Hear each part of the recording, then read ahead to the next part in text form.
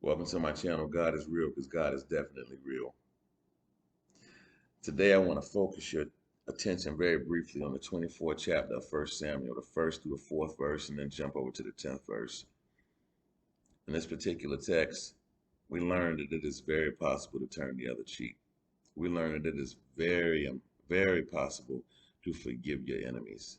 It is very possible to save those that seek your life. Starting at the first verse of the 24th chapter. And before I get started, I just want to inform you that this is a continuation of the story of Saul continuously trying to kill David.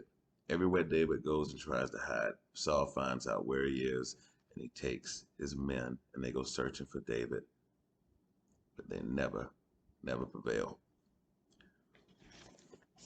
Starting at the first verse, it says, "And it came to pass when Saul was returned from following the Philistines, that it was told him, saying, Behold, David is in the wilderness of En-gedi.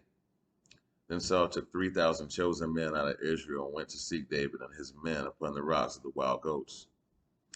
And he came to the sheepcotes by the way, where was a cave, and Saul went in to cover his feet, and David and his men remained in the sides of the cave. And the men of David said unto him, Behold, the day of which the Lord said unto thee, Behold, I will deliver thine enemy into thine hand, that thou mayest do to him as it shall seem good to thee. Then David arose and cut off the skirt of Saul's robe privily." I want to stop right there. So King Saul goes into this cave to cover his feet, and the very man that he's been seeking to destroy is hiding out in this cave, and he has no idea he's standing right behind him. And he becomes so close to him that David actually has the opportunity to cut the bottom portion of his skirt. He got close enough to cut the bottom portion of his skirt,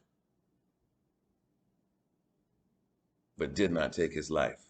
Even though he knew that Saul was seeking his life, he decided not to.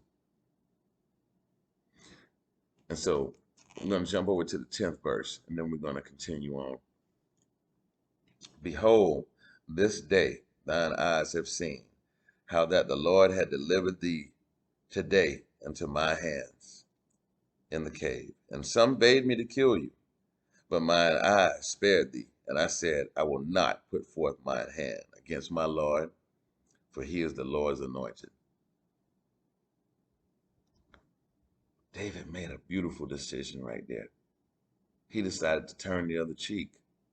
And he turned the other cheek before Jesus was even born to say, turn the other cheek.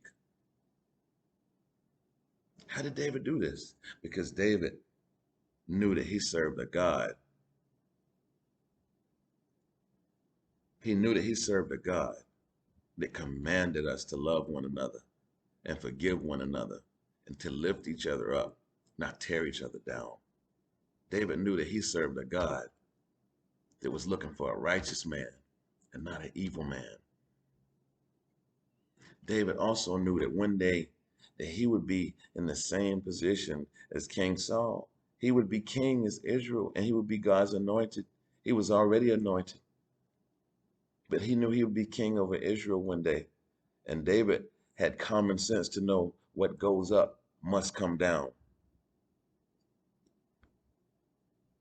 He knew that two wrongs don't make a right.